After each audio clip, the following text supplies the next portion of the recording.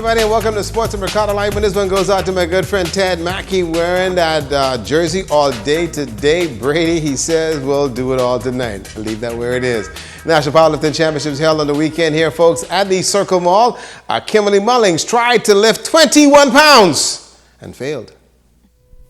A crowd turned out for this year's Bahamas Powerlifting Championships at the Circle Mall to see who would walk away with the overall national champion title. There were 5 weight classes at the championships.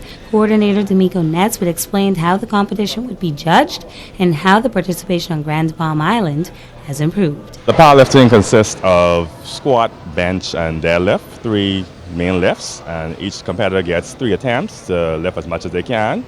And then we total the highest lift. We total it up for overall score, and the highest score wins out of each weight class. We have 3 females this year, which is more than last year, which is an improvement. We had 1 last year. We have 3 this year.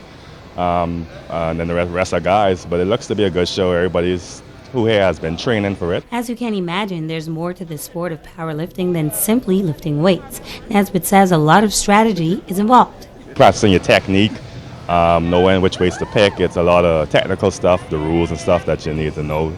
So I mean, once you're involved in the gym and lifting weights, you have the basis for it. It's just a matter of knowing how much you can lift and knowing how to pick your weights. Bahamas Powerlifting Federation Administrator Christopher McQueen commends Nesbitt for organizing this year's championships and is pleased to see powerlifting grow in the Bahamas. The females are getting back into it, and that's what we want to see. We want to try get a lot of new breed into it, because the old fellas like myself, it's time for us to really sit back a little bit and watch and coach and try to keep the sport alive and take everybody up to the highest they could go to in the sport. Kimberly Mullings, Zen Soul Sports.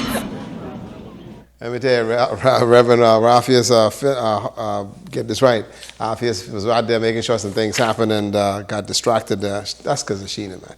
Grandmama Junior Tennis Tournament, folks, sanctioned by the BLTA, was played here on Grand Bahama, and a great tournament of that. YMCA Tennis Courts was the venue for the Grand Bahama Junior Tennis Tournament, and a competitive one at that. Tournament Director Godfrey Gullibo with some of the winners. Sidney Clark, Kofi Bowe, Justin Thompson, and Michael Major Jr. We had a couple of 8 and unders, Kai Rees and Sierra Rogers, the 2 8 and under winners. The age divisions 8 and under to 18 and under proved to be filled with excitement, especially for the kids. First Vice President of the BLTA, Omar Smith, took in the tournament. We're pleased with the participation of the young players in this tournament. Grand Bahama always brings a very good cadre of players. It's very well supported from New Providence players and also from other islands. And this tournament has been a very good tournament. We've had good sponsors, good play. And we look forward to tournaments in Grand Bahama, because it gives players who are not from Grand Bahama an opportunity to travel and get a sense of what's going on outside of New Providence and to play new people.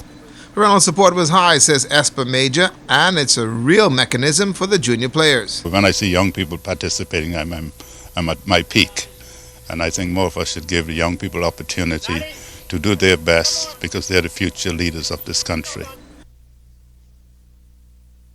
And tonight is the night, folks. Miami Dolphins are in New England. It's a big game, and as you would notice, Sheena came back right in time for the game tonight. Boys and people got some slackness, eh?